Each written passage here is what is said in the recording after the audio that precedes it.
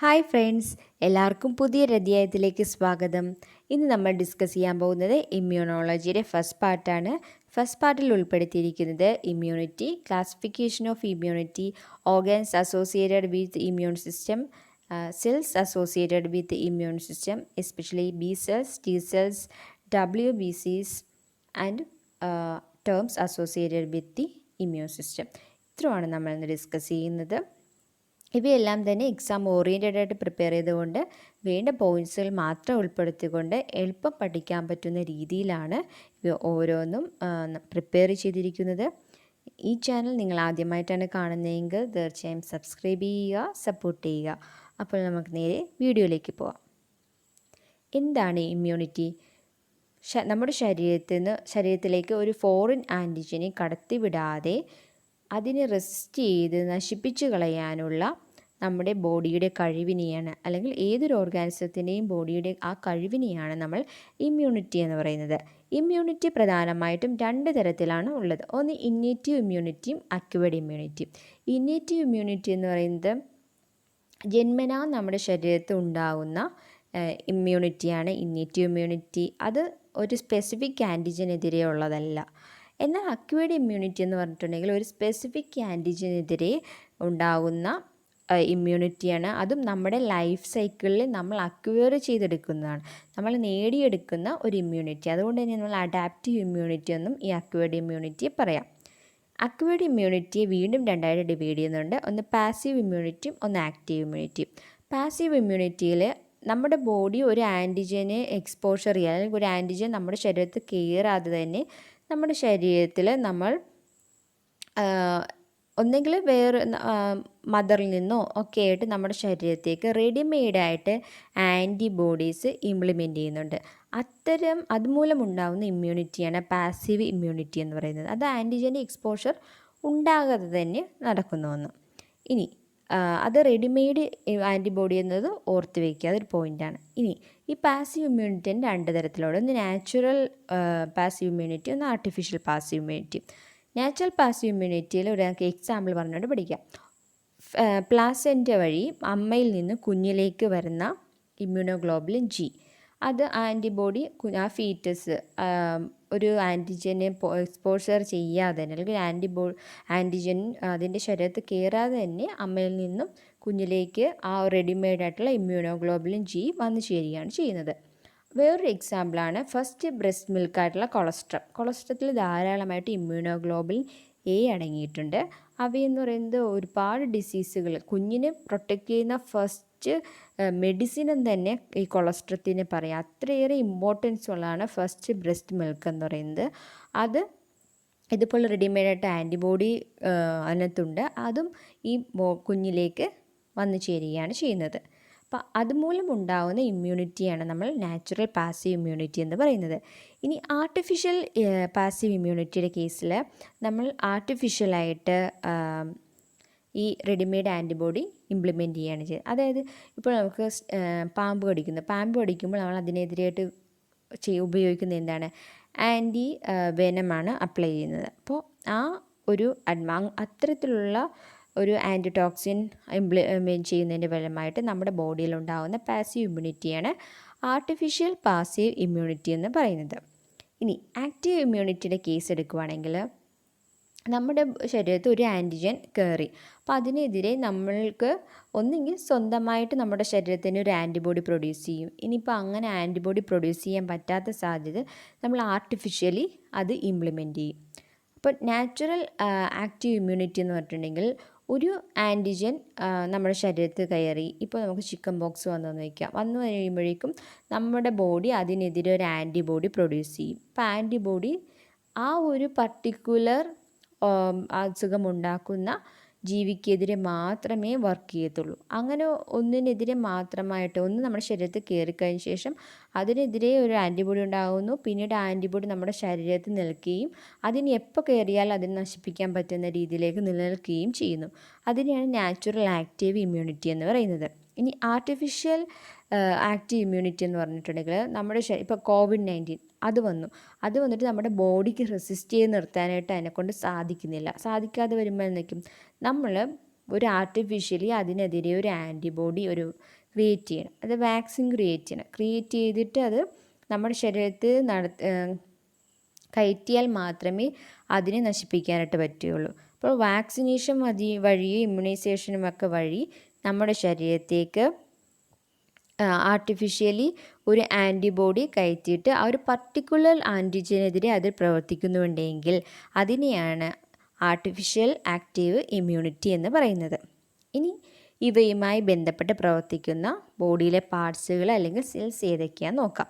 ഇന്നേറ്റീവ് ഇമ്മ്യൂണിറ്റിയിൽ participate ചെയ്യുന്ന ബോഡിയിലെ പാർട്ടുകളാണ് ഒന്ന് skin എന്ന് പറയുന്നത് ഒരു ബാരിയറാണ്. അത് എന്ത് ഔട്ട്സൈഡർ വന്നാലും അത് നമ്മുടെ ശരീരത്തിലേക്ക് കടത്തിവിടാതെ തന്നെ തടഞ്ഞു നിർത്തുന്നുണ്ട്. പിന്നെ സെക്രീഷൻസ്, വിയർപ്പ്, കണ്ണുനീര്, ഈ 2 സെക്രീഷൻസും ഒരു ഇമ്മ്യൂണിറ്റി പ്രൊഡ്യൂസ് ചെയ്യുന്ന ഒന്നാണ്. പിന്നെ ഫാഗോസൈറ്റ്സ്, WBCയിൽ മോണോസൈറ്റ്സ്, ന്യൂട്രോഫിൽസ് ഇവയൊക്കെയെല്ലാം തന്നെ ഈ മൈക്രോ ഓർഗാനിസം പാത്തോജനിക്കായിട്ടുള്ള മൈക്രോബ്സിനെല്ലാം എൻഗൾഫ് ചെയ്യാനുള്ള ഒരു കഴിവുണ്ട്. അതിന് നമ്മൾ അത്തരം സെൽസാണ് ഫാഗോസൈറ്റ്സ് എന്ന് പറയുന്നത്. ആ പ്രോസസ്സിനെ ഫാഗോസൈറ്റോസിസ് എന്നും പറയുന്നു. പിന്നെ എൻഗേജ് സെൽസ് എന്ന് പറയുന്നത് നാച്ചുറൽ കില്ലർ സെൽസ് നമ്മൾ പിന്നീട് ഡിസ്കസ് ചെയ്യുന്നുണ്ട്. അപ്പോൾ നമുക്ക് നോക്കാം. ഇത്രയൊക്കെയാണ് ഇന്നേറ്റീവ് ഇമ്മ്യൂണിറ്റിയായിട്ട് അസോസിയേറ്റ് ചെയ്യുന്ന ബോഡിയിലെ പാർട്സുകൾ എന്ന് പറയുന്നത്. ഇന്നേറ്റീവ് ഇമ്മ്യൂണിറ്റി എപ്പോഴും നോൺ സ്പെസിഫിക് ആണ്, അത് ഓർത്ത് വയ്ക്കുക. ഇനി അക്വയർഡ് ഇമ്മ്യൂണിറ്റിയിൽ വരുമ്പോൾ അത് സ്പെസിഫിക് ആണ്. അക്വയർഡ് ഇമ്മ്യൂണിറ്റി അസോസിയേറ്റ് ചെയ്ത് വർക്ക് ചെയ്യുന്ന ബോഡി കമ്പോണൻസ് ആണ് ഒന്ന് ഹ്യൂമറൽ പാർട്ടും പിന്നെ സെൽ മീഡിയേറ്റഡ് ആയിട്ടുള്ളത്. ഹ്യൂമറലിൽ വരുന്നത് എപ്പോഴും ബി സെൽസുകളാണ്. ബി സെൽസാണ് പ്രോളിഫറേഷന് വിധേയമായിട്ട് അത് ബി മെമ്മറി സെൽസും പ്ലാസ്മ സെൽസുമായിട്ട് ഡിവൈഡ് ചെയ്യും. ഈ പ്ലാസ്മ സെൽസാണ് ഇമ്മ്യൂണോഗ്ലോബുലിൻ അഥവാ ആൻറ്റിബോഡി പ്രൊഡ്യൂസ് ചെയ്യുന്നത്. അപ്പോൾ അങ്ങനെ ആൻറ്റിബോഡി പ്രൊഡ്യൂസ് ചെയ്യുമ്പോഴേക്കും ഒരു ആൻറ്റിജൻ നമ്മുടെ ശരീരത്തിൽ കയറുന്നു. ഈ ബി സെൽസ് ആൻറ്റിബോഡി പ്രൊഡ്യൂസ് ചെയ്യുന്നു. ഈ ആൻറ്റിജനും തമ്മിൽ ജോയിൻ ചെയ്തൊരു ആൻറ്റിജൻ കോംപ്ലക്സ് ഉണ്ടായി അതിനെ നശിപ്പിച്ച് കളയുകയാണ് ചെയ്യുന്നത്. എന്നാൽ സെൽ മീഡിയേറ്റഡ് ഇമ്മ്യൂണിറ്റിയിൽ T സെൽസാണ് ആക്റ്റീവായിരിക്കുന്നത്. T സെൽസ് ഒരിക്കലും ആൻറ്റിബോഡി പ്രൊഡ്യൂസ് ചെയ്യത്തില്ല. പകരം ഇപ്പോൾ ബി സെൽസ് കൊണ്ട് നശിപ്പിക്കാൻ കഴിയാത്ത ഓർഗാനിസംസിനെ ഇത് ബൈൻഡ് ചെയ്യും. അതായത് ഈ T സെൽസിൻ്റെ പുറത്ത് പ്ലാസ്മ മെമ്മറിയിലായിട്ട് ഒരു റിസപ്റ്റേഴ്സ് ഉണ്ട്. ഈ റിസപ്റ്റേഴ്സിന് പലതിനും പല ഷേപ്പാണ്. ഈ പ്രോളിഫറേഷന് വിധേയമാകുമ്പോൾ ഈ T സെൽസ് തന്നെ T ഹെൽപ്പർ സെൽസ് എന്നും T കില്ലർ സെൽസ് എന്നും പറഞ്ഞ് രണ്ട് തരം സെൽസ് പ്രൊഡ്യൂസ് ചെയ്യും. പിന്നെ ഒരു യൂണിറ്റ്സ് എന്ന പോലെ തന്നെ T suppressor cells, T memory cells ഒക്കെ പ്രൊഡ്യൂസ് ചെയ്യുന്നുണ്ട്. ഇവയുടെ പുറമേ കാണപ്പെടുന്ന ഈ T റിസപ്റ്റേഴ്സിന് പലതിനും പല ഷേപ്പൊക്കെ ആയിരിക്കും.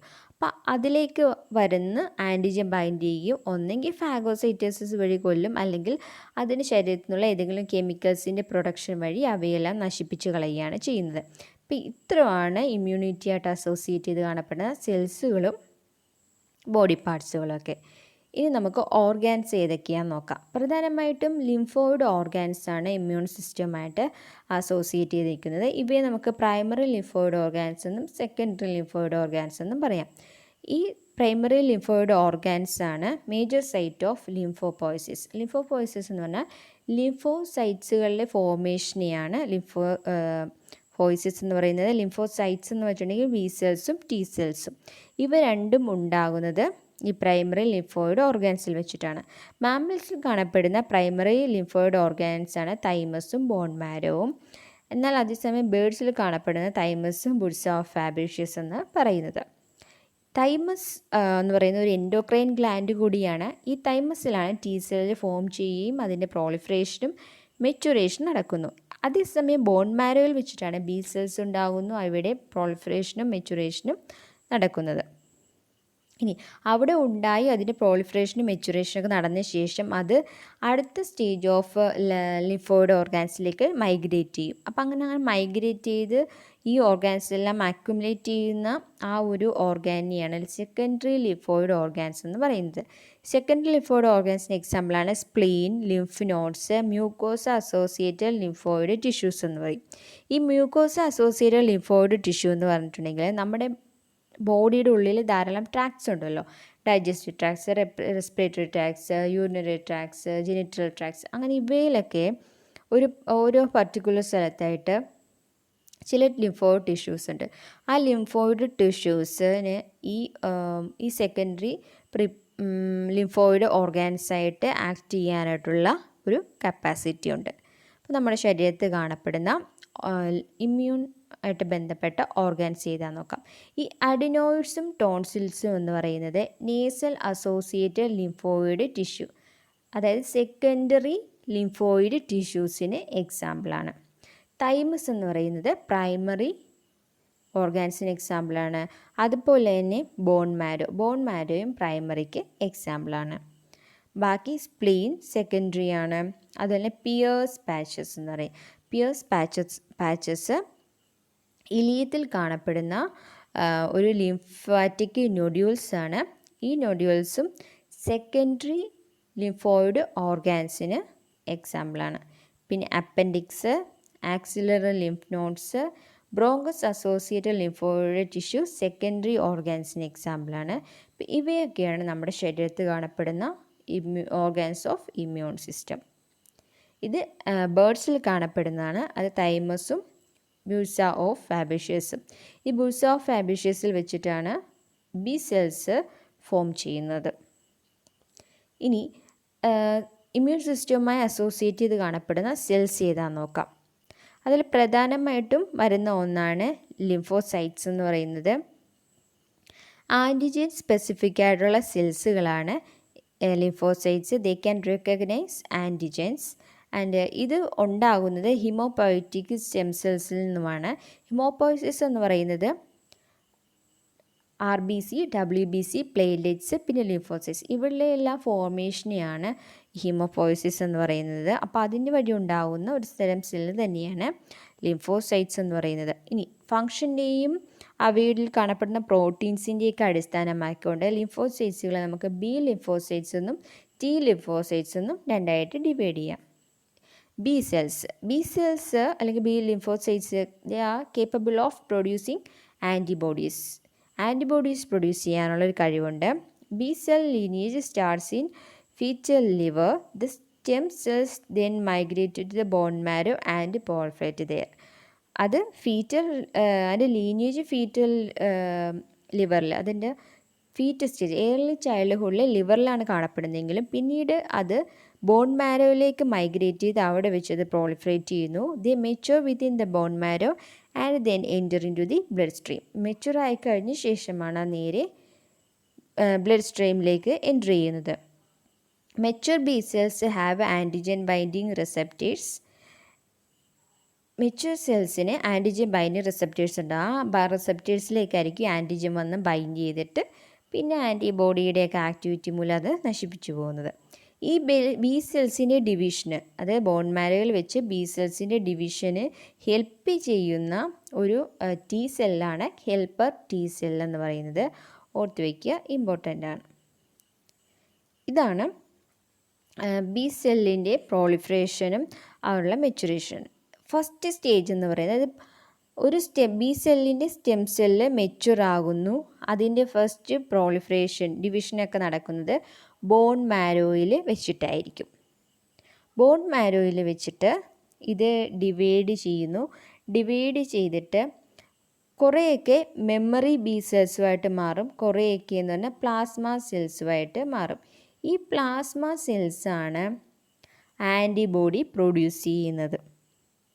ഈ പിന്നെ പ്ലാസ്മ സെൽസിൽ റിസപ്റ്റേഴ്സും കാണും. ആൻറ്റിജനെ റിസപ്റ്റ് ചെയ്യുന്ന ബൈൻഡ് ചെയ്യാനുള്ള റിസപ്റ്റേഴ്സും കാണും. ഇവ തന്നെയാണ് ആൻറ്റിബോഡീസ് പ്രൊഡ്യൂസ് ചെയ്യുന്നത്. അപ്പോൾ പ്ലാസ്മ ബി സെൽസാണ് ആൻറ്റിബോഡി പ്രൊഡ്യൂസ് ചെയ്യുന്നത്. എന്നാൽ മെമ്മറി സെൽ എന്ന് പറയുന്നത് ഈ വന്ന ആൻറ്റിജനെ ഉണ്ടല്ലോ മെമ്മറി ചെയ്യാനുള്ള സെല്ലെന്ന് ഓർത്താൽ മതി, ഓർത്ത് വയ്ക്കാനുള്ള സെല്ലെന്ന് ഓർത്താൽ മതി. അതാണ് മെമ്മറി സെല്ലെന്ന് പറയുന്നത്. കാരണം ഒരു ആൻറ്റിജൻ നമ്മുടെ ശരീരത്തിൽ കയറുമ്പോഴാണ് ഇതിൻ്റെ ഈ ബാക്കിയുള്ള പ്രോസസ്സൊക്കെ കേട്ടോ ആൻറ്റിജൻ ഡിപ്പെൻഡൻറ്റ് പ്രോളിഫറേഷൻ നടക്കുന്നത്, ഡിഫറൻഷിയേഷനൊക്കെ നടന്ന് പ്ലാസ്മ സെല്ലും മെമ്മറി സെല്ലുമായിട്ട് മാറുന്നത്. അപ്പോൾ ആ വന്ന ആൻറ്റിജനെ ആരോർത്ത് വയ്ക്കും? മെമ്മറി ഓർത്ത് വയ്ക്കും. പിന്നീട് ഒരിക്കൽ ആൻറ്റിജൻ വീണ്ടും കയറുമ്പോഴോ ഈ മെമ്മറി അത് റെക്കഗ്നൈസ് ചെയ്യുന്നു, വീണ്ടും സെയിം പ്രോളിഫറേഷനൊക്കെ വിധേയമായിട്ട് പ്ലാസ്മ സെൽസ് പ്രൊഡ്യൂസ് ചെയ്ത് ആൻറ്റിബോഡീസ് പ്രൊഡ്യൂസ് ചെയ്ത് ഈ പ്രോസസ്സ് തന്നെ വീണ്ടും വീണ്ടും നടക്കുകയാണ് ചെയ്യുന്നത്. ഇനി നമ്മൾ നേരത്തെ പറഞ്ഞല്ലോ ബി സെല്ലിനെ ആക്റ്റീവ് ആക്കാനായിട്ട് വേണ്ട ഒരു ടി സെല്ലുണ്ടെന്ന്, അതാണ് ടി ഹെൽപ്പർ സെൽ എന്ന് പറയുന്നത്. Helper T cells cytokines produce ചെയ്യുന്നുണ്ട്. അതൊരു തരത്തിൽ കെമിക്കൽസാണ്. അത്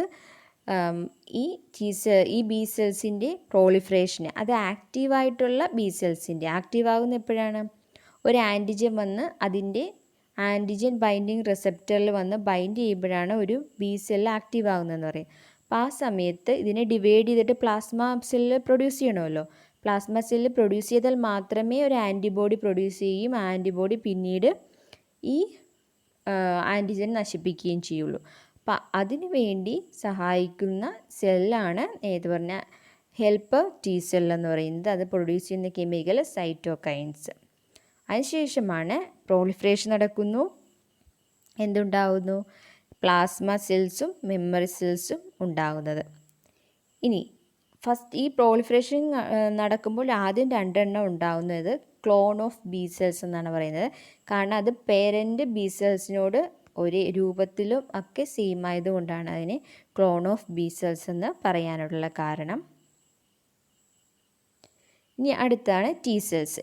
T cells rise from bone marrow and migrate to thymus to mature. അങ്ങനെ തൈമസിലേക്ക് മൈഗ്രേറ്റ് ചെയ്യുന്നതുകൊണ്ടാണ് അതിന് നമ്മൾ ടി സെൽ എന്ന് പറയാൻ കാരണം. Do not produce antibodies produce ചെയ്യുന്നില്ല. During maturation cells express a unique antigen binding molecules called T cell receptor on its membrane. ആ plasma മെംബ്രെയിനിൽ antigen bind ചെയ്യാനായിട്ടുള്ള ഒരു സ്ട്രക്ചർ ഉണ്ടാകുന്നുണ്ട്. അതിനെ വിളിക്കുന്നവരാണ് ടി സെൽ റിസപ്റ്റർ എന്ന് പറയുന്നത്. അതതിൻ്റെ പ്ലാസ്മ മെംബ്രെയിനിൽ ഉണ്ടാകുന്നുണ്ട്. ഇനി based on the surface markers ഈ ടി സെല്ലിനെ 2ആയിട്ട് ഡിവൈഡ് ചെയ്യുന്നു. ഒന്ന് ഹെൽപ്പർ ടി സെൽസ് എന്നും സൈറ്റോടോക്സിക് ടി സെൽസ് എന്നും. ഈ ഹെൽപ്പർ ടി സെൽസിൽ കാണപ്പെടുന്ന സർഫസ് മാർക്കറാണ് CD4. സൈറ്റോടോക്സിക് ടി സെൽസിൽ കാണപ്പെടുന്നതാണ് CD8. ഇനി ഹെൽപ്പർ ടി സെൽസ് എന്താണെന്ന് നോക്കാം. Helper T cells travel through the blood and live looking for antigen.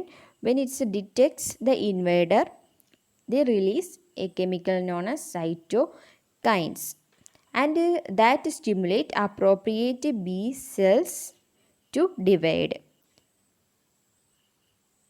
ഇങ്ങനെ പ്രൊഡ്യൂസ് ചെയ്യുമ്പോഴേക്കും, അതായത് ഇതിങ്ങനെ T cells helper T cells blood സ്ട്രീമിൽ കാണപ്പെടുന്നുണ്ട്. അപ്പോഴാണ് നമ്മൾ ഇൻവേഡറിനെ അത് ഡിറ്റക്റ്റ് ചെയ്യുന്നത്. ഡിറ്റക്റ്റ് ചെയ്ത് കഴിയുമ്പോൾ അത് 2 തരത്തിൽ അതിൻ്റെ പ്രവർത്തനം, അത് ഇമ്മ്യൂണിറ്റി അത് കാണിക്കുന്നുണ്ട്. ഒന്ന്, അത് സൈറ്റോകൈൻസിനെ പ്രൊഡ്യൂസ് ചെയ്ത് ബി സെൽസിനെ ഡിവൈഡ് ചെയ്ത് പ്ലാസ്മ സെൽസ് ഉണ്ടാക്കി അതുവഴി ആൻറ്റിബോഡീസ് ഉണ്ടാക്കാനായിട്ട് ഹെൽപ്പ് ചെയ്യുന്നുണ്ട്. അല്ലെങ്കിൽ മൈക്രോഫാഗസിനെയൊക്കെ സ്റ്റിമുലേറ്റ് ചെയ്തിട്ട് ഫാഗോസൈറ്റോസിസ് എന്ന പ്രോസസ്സ് നടത്താനായിട്ട് ഹെൽപ്പ് ചെയ്യും. അതായത് ഒരു ഹെൽപ്പിംഗ് ആയിട്ടുള്ള സെല്ലായതുകൊണ്ടാണ് ഹെൽപ്പർ ടി സെൽസ് എന്ന് വിളിക്കുന്നതെന്ന് ഓർത്ത് വെച്ചാൽ മതി. കാരണം ബി സെൽസിനെ ഹെൽപ്പ് ചെയ്യുന്നുണ്ട്, മാക്രോഫേജസിനെ ഹെൽപ്പ് ചെയ്യുന്നുണ്ട്. അങ്ങനെ അതുവഴി ഈ ഇൻവേഡറിനെ നശിപ്പിക്കാനായിട്ട് ഹെൽപ്പർ ടി സെൽസ് പ്രവർത്തിക്കുന്നു. ഇനി അടുത്താണ് സൈറ്റോടോക്സിക് ടി സെൽസ് എന്ന് പറയുന്നത്. Cytotoxic T cells causes direct destruction of antigen containing cells by releasing lysosomal enzymes. Cytotoxic T cells എന്ന് പറയുന്നത് നമ്മൾ നേരത്തെ കണ്ട ഹെൽപ്പർ ടി സെൽസിനെ പോലെയല്ല. ഇവയെന്ന് പറയുന്നത് ഒരു കെമിക്കൽ പ്രൊഡ്യൂസ്, ഒരു എൻസൈമിനെ പ്രൊഡ്യൂസ് ചെയ്യുക, ലൈസോസോമൽ എൻസൈംസിനെ പ്രൊഡ്യൂസ് ചെയ്ത് നേരിട്ട് തന്നെ ആൻറ്റിജനെ നശിപ്പിച്ചു കളയാണ്. അത് cytotoxic destruction is also particularly important in dealing with വൈറസിനെ നശിപ്പിക്കുന്ന കേസുകളിലാണ് പ്രധാനമായിട്ടും ഈ ഒരു മെത്തേഡ് ഫോം ചെയ്യുന്നത്. ഇനി maturation of T cells in thymus നോക്കാം. ഇവിടെ ബോൺ മാരോയിൽ ഉണ്ടാകുന്ന, അതായത് ഫീറ്റൽ ലിവറിലെ ബോൺ മാരോയിലായിട്ടും ഉണ്ടാകുന്നത്, അത് പിന്നീട് തൈമസിലേക്ക് മൈഗ്രേറ്റ് ചെയ്യും. തൈമസിലേക്ക് മൈഗ്രേറ്റ് ചെയ്ത ശേഷം അത് എത്ര തരം ടി സെൽസിനെ പ്രൊഡ്യൂസ് ചെയ്യുന്നുണ്ട്? ഹെൽപ്പർ ടി സെൽസ് പ്രൊഡ്യൂസ് ചെയ്യുന്നു, സൈറ്റോടോക്സിക് ടി സെൽസ് പ്രൊഡ്യൂസ്, പിന്നെ യൂണിറ്റ് എന്ന പോലെ തന്നെ സപ്രസർ ടി സെൽസിനെയും മെമ്മറി ടി സെൽസിനെയൊക്കെ പ്രൊഡ്യൂസ് ചെയ്യുന്നുണ്ട്. അതാണ് ടി സെൽസിൻ്റെ മെച്ചുറേഷനും പ്രോളിഫറേഷനും. ഇനി അടുത്തായിട്ട് പഠിക്കേണ്ട ഒരു ഇമ്പോർട്ടൻ്റ് ആയിട്ടുള്ള ഒരു സെല്ലാണ് ലാർജ് ഗ്രാനുലാർ ലിംഫോസൈറ്റ്സ് അല്ലെങ്കിൽ നൾ സെൽ എന്ന് പറയുന്നു. A portion of lymphocytes which have no surface antigens of T or B cells, since these lymphocytes are neither B or T cells. ഇത് ബി സെൽസും ടി സെൽസും ഒന്നുമല്ല, പക്ഷേ ഇത് ലിംഫോസൈറ്റ്സിൻ്റെ ഒരു ഭാഗം തന്നെയാണ്. ഇവിടെ സർഫസിൽ ആൻറ്റിജൻ ബൈൻഡിങ് ആയിട്ടുള്ള ഒരു സൈറ്റുകളോ ഒന്നും തന്നെയില്ല. മെജോറിറ്റി ഓഫ് നൾസ്, അത്തരം സെൽസ് നമ്മൾ നൾ സെൽസ് എന്ന് പറയുന്നു. ഇനി മെജോറിറ്റി ഓഫ് നൾ സെൽസ് എന്ന് പറയുന്നത് നാച്ചുറൽ കില്ലർ സെൽസ്, അതായത് NK സെൽസ് എന്ന് പറയും. They attack infected cells in non specific manner. Infected ആയിട്ടുള്ള സെൽസിനെയെല്ലാം അറ്റാക്ക് ചെയ്യുകയാണ് NK സെൽസ് ചെയ്യുന്നത്. ഇനി NK cells are activated in response to the family of cytokines called interferons. ഈ ഹെൽപ്പർ സെൽസ് പ്രൊഡ്യൂസ് ചെയ്യുന്ന ഒരു കെമിക്കലാണ് സൈറ്റോകൈൻസ്. നമ്മൾ നേരത്തെ കണ്ടല്ലോ, അതിലൊരു ഒരു എക്സാമ്പിളാണ് ഇൻ്റർഫെറോൺ എന്ന് പറയുന്നത്. അപ്പോൾ ഇൻ്റർഫെറോൺസ് അത് പ്രൊഡ്യൂസ് ചെയ്ത് കഴിയുമ്പോഴേക്കും ഈ NK സെല്ല് ആക്റ്റീവ് ആകും. അങ്ങനെ ആക്ടിവേറ്റ് ആയിട്ടുള്ള NK സെൽ എന്ന് പറയുന്നത് ഇതിൻ്റെ ഉള്ളിലുള്ള ഗ്രാന്യൂൾസ് പ്രൊഡ്യൂസ് ചെയ്യും. ഇതിൻ്റെ സൈറ്റോപ്ലാസത്തിൽ ഗ്രാന്യൂൾസ് ഉണ്ട്, അത് സൈറ്റോടോക്സിക് ആയിട്ടുള്ള ഗ്രാന്യൂൾസാണ്. ആ സൈറ്റോടോക്സിക് ആയിട്ടുള്ള ഗ്രാന്യൂൾസ് ഈ ഇൻവേർഡർ ആയിട്ടുള്ള മൈക്രോ ഓർഗാനിസംസിനെ, പാത്തോജൻസിനെയൊക്കെ നശിപ്പിച്ചു കളയുകയാണ് ചെയ്യുന്നത്. അതാണ് NK സെല്ലിൻ്റെ ആക്ടിവിറ്റി എന്ന് പറയുന്നത്. ഇതൊരു ഇന്നേറ്റീവായിട്ടുള്ള ഒരു ഇമ്മ്യൂണിറ്റി കമ്പോണൻസിന് എക്സാമ്പിളാണ് NK സെൽ എന്ന് പറയുന്നത്. നമ്മൾ നേരത്തെ നോക്കിയപ്പോൾ കണ്ടതാണ് NK സെല്ല്. ഇതാണ് NK സെല്ലിൻ്റെ ആക്ടിവിറ്റി. ടാർജറ്റ് ആയിട്ടുള്ള ഒരു മൈക്രോബ്സ് വന്നു കഴിയുമ്പോൾ ഗ്രാന്യൂൾസ് പ്രൊഡ്യൂസ് ചെയ്യും. ഈ ഗ്രാന്യൂൾസാണ് അത് ടോക്സിക് ആയിട്ടുള്ള ഗ്രാനുൾസ് പ്രൊഡ്യൂസ് ചെയ്യും. അത് ടാർജറ്റിനെ പോയി അറ്റാക്ക് ചെയ്യും. അങ്ങനെ ആ ടാർജറ്റ് ഓർഗൻ എന്ന് പറയുന്നത് ആൻറ്റിജനാണ്. ആൻറ്റിജൻ നശിച്ചു പോവുകയാണ് ചെയ്യുന്നത്. ഇനി ഈ T സെല്ലിൻ്റെ പോളിഫറേഷൻ സമയത്തുണ്ടാകുന്ന വേറൊരു തരത്തിലുള്ളൊരു സെല്ലാണ് സപ്രസർ T സെൽ എന്ന് പറയുന്നത്. Suppressor cells subset of T cells that turn off immune reaction turn off ചെയ്യുന്ന സെല്ലാണ് സപ്രസർ T സെൽ എന്ന് പറയുന്നത്.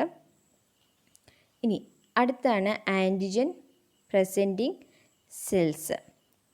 Antigen presenting cells are specialised to capture microbial other antigens, display them to lymphocytes and stimulate the proliferation and differentiation of lymphocytes.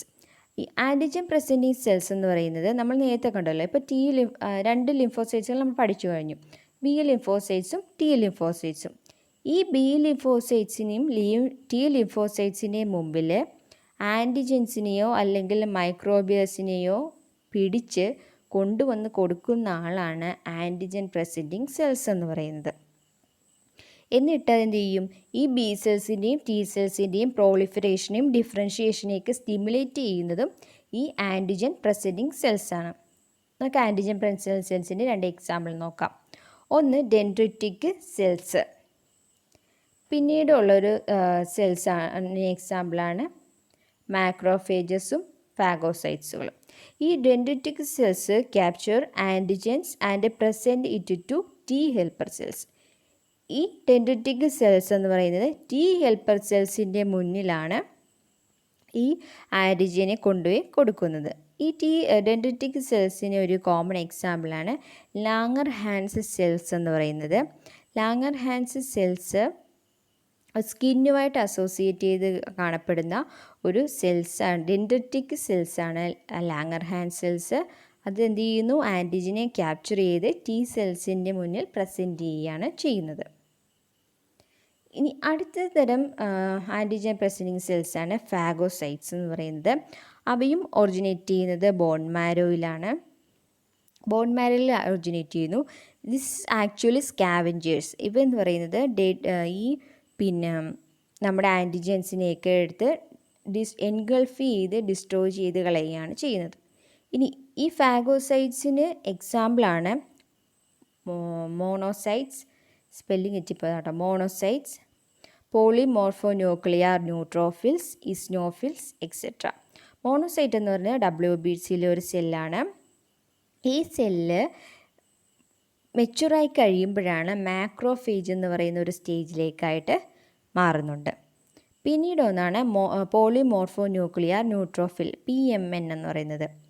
ഇത് non dividing short lived cells ആണ് with characteristic multi lobed nucleus and an array of granules ഉള്ള multi lobed nucleus ഉള്ള ഒരു WBCയുടെ സെല്ലാണ് neutrophil cell എന്ന് പറയുന്നത്.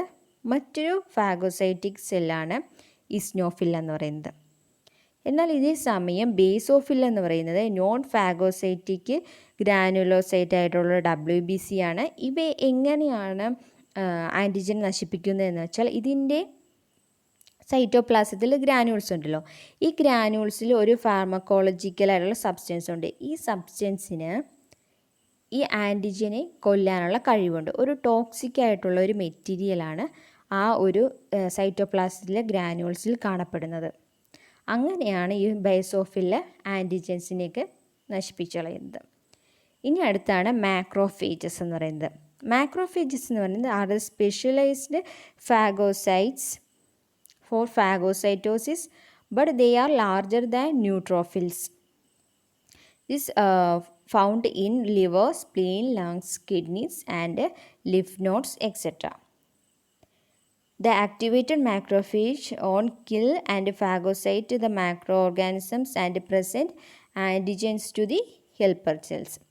ഇത് ഫാഗോസൈറ്റോസിസിന് ചിലപ്പോൾ വിധേയമാക്കിയിട്ട് നേരെ അല്ലെങ്കിൽ കൊന്നുകളഞ്ഞിട്ടോ എവിടെ കൊണ്ട് കൊടുക്കുന്നു, T ഹെൽപ്പർ സെൽസിനെ പ്രസൻറ്റ് ചെയ്യുകയാണ് ചെയ്യുന്നത്. ഇനി ഈ മാക്രോഫേജസ് ബോഡിയുടെ പല ഭാഗങ്ങളിലും കാണപ്പെടുന്നത്. ഇതെവിടെയാണോ കാണപ്പെടുന്നത് അതനുസരിച്ചാണ് അവയ്ക്ക് പേര് കൊടുക്കുന്നത്. ആൽവിയോളാർ മാക്രോഫേജസ് അത് ലങ്സിലാണ് കാണപ്പെടുന്നത്. മാക്രോഫേജസ് ഇൻ ലിവർ, സെനുസോയിലിൽ കാണപ്പെടുന്നതിനെ കുഫർ സെൽ എന്ന് പറയുന്നു. അത് ഇമ്പോർട്ടൻ്റ് ആണ്, ഓർത്ത് വയ്ക്കുക. Macrophages of spleen and bone marrow, ഇത്ര സ്ഥലങ്ങളിൽ മാക്രോഫേജസ് കാണപ്പെടുന്നുണ്ട്. ഇനി അടുത്ത ഒരു ടൈമാണ് മാസ്റ്റ് സെൽ എന്ന് പറയുന്നത്. Mast cells are formed in bone marrow, have large number of cytoplasmic granules that contain histamine. ഈ മാസ്റ്റ് സെൽസിലും ധാരാളം സൈറ്റോപ്ലാസ്മിക് ഗ്രാനുൾസ് ഉണ്ട്. അതിൻ്റെ സൈറ്റോപ്ലാസ്റ്റിൽ ഈ സൈറ്റോപ്ലാസ്റ്റിലെ ഗ്രാനുൾസിലും ഫാർമക്കോളജിക്കലായിട്ടുള്ള സബ്സ്റ്റൻസ് ഉണ്ട്. അതാണ് ഹിസ്റ്റാമിൻ എന്ന് പറയുന്നത്. ഈ ഹിസ്റ്റാമിന് ഈ ആൻറ്റിജൻ വന്നു കഴിയുമ്പോഴേക്കും അത് അതിൻ്റെ പുറത്തേക്ക് റിലീസ് ചെയ്യുകയും അത് ആൻറ്റിജൻ അറ്റാക്ക് ചെയ്യുകയും നശിപ്പിച്ച് കളയുകയാണ് ചെയ്യുന്നത്. ഇനി മൈറ്റോജൻ എന്ന് പറയുന്നത് they are chemicals which cause cells including lymphocytes to undergo division. അതായത് അത് സെൽ ഡിവിഷനെ ഇൻഡ്യൂസ് ചെയ്യുന്ന ഒരു തരം കെമിക്കലാണ് മൈറ്റോജൻ എന്ന് പറയുന്നത്. അപ്പോൾ ഇപ്പം നമ്മൾ ഇതുവരെയും പഠിച്ചത് ഇമ്മ്യൂണോളജിയുടെ ഫസ്റ്റ് പാർട്ടാണ്. ബേസിക്കായിട്ട് വരുന്ന ഇമ്മ്യൂൺ സിസ്റ്റവുമായി ബന്ധപ്പെട്ട കമ്പോണൻസുകളും ഓരോ ടേംസുകളും ഒക്കെയാണ്. ഇനി അടുത്തായിട്ടാണ് നമ്മൾ ഇതിൻ്റെ ശരിക്കുള്ള പ്രവർത്തനങ്ങളൊക്കെ പഠിക്കുന്നത്. അതായത് ആൻറ്റിജനിൻ്റെ സ്ട്രക്ചർ, ആൻറ്റിബോഡിയുടെ സ്ട്രക്ചർ, അവയുടെ പ്രവർത്തനങ്ങളും ഒക്കെ പഠിക്കുന്നത് അടുത്ത പാർട്ടിലായിരിക്കും. അപ്പോൾ തീർച്ചയായും നമുക്ക് പുതിയൊരു വീഡിയോയുമായി വീണ്ടും കാണാം. എല്ലാവർക്കും മനസ്സിലായി എന്ന് വിശ്വസിക്കുന്നു. എന്തെങ്കിലും സജഷൻസ് ഒക്കെ ഉണ്ടെങ്കിൽ തീർച്ചയായും കമൻറ്റിലൂടെ എഴുതി അറിയിക്കുക. അപ്പോൾ നമുക്ക് വീണ്ടും കാണാം. താങ്ക്